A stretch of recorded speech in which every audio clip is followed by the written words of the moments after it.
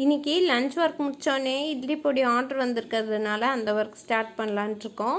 மதியம் லஞ்சு சிம்பிளாக வந்து காரக்குழம்பும் ஆம்லேட்டும் வச்சு சாப்பிட்டாச்சு. 1:30க்கு மேலே தான் வந்து இட்லி பொடிக்கு அரைக்கிறதுக்கு ஸ்டார்ட் பண்ணோம். ஃபஸ்ட்டு வந்து இதுக்கு தேவையான ஐட்டம்ஸ் எல்லாத்தையுமே மெஷர்மெண்ட் பண்ணி எடுத்து வச்சுட்டு அதுக்கப்புறமா நம்ம வறுக்கிற வேலையை ஸ்டார்ட் பண்ணிடலாம். ஃபஸ்ட்டு வந்து கடலைப்பருப்பை நல்லா வறுத்து எடுத்துக்கணும். அதுக்கப்புறமா தான் மற்ற ஐட்டம்ஸ்லாம் வறுக்கணும்.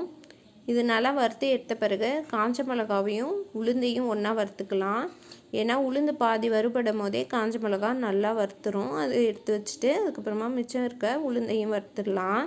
நான் எப்போயுமே ஆர்டர் வந்து பல்காக வரும்போது இந்த மாதிரி தான் பண்ணுவேன். அதுவும் இப்போ வந்து சிலிண்டர் ப்ராப்ளம் இருக்கிறதுனால இந்த மாதிரி பண்ணால் தான் நம்ம வந்து சிலிண்டர்லாம் மிச்சம் பண்ண முடியும். உளுந்து வந்து கடைசியாக வறுக்கும் போது நல்லா கைவிடாமல் கிளறுங்க. அப்போ தான் வந்து அடி பிடிக்காமல் வரும். உங்களுக்கு யாருக்காவது வந்து இட்லி பொடி வேணும்னா வாட்ஸ்அப் நம்பர் தரேன், அதுக்கு வந்து வாட்ஸ்அப் பண்ணுங்கள். டிஸ்கிரிப்ஷன் பாக்ஸில் வாட்ஸ்அப் நம்பர் இருக்கும், செக் பண்ணி பார்த்துக்கோங்க. ஃபைனலாக வந்து புளியுமே வறுத்து எடுத்தாச்சு. ஃபஸ்ட்டு வந்து நான் எப்பயுமே வந்து இட்லி பொடிக்கு காஞ்ச மிளகாவை அரைச்சி வச்சுக்குவேன். தேவைப்பட்டால் நம்ம காரம் சேர்த்துக்கலாம். அது ஃபைனலாக எல்லாத்தையுமே அரைச்சிட்டு கொஞ்சம் நேரம் ஆற வச்சுட்டு நாளைக்கு தான் பேக் பண்ணணும்.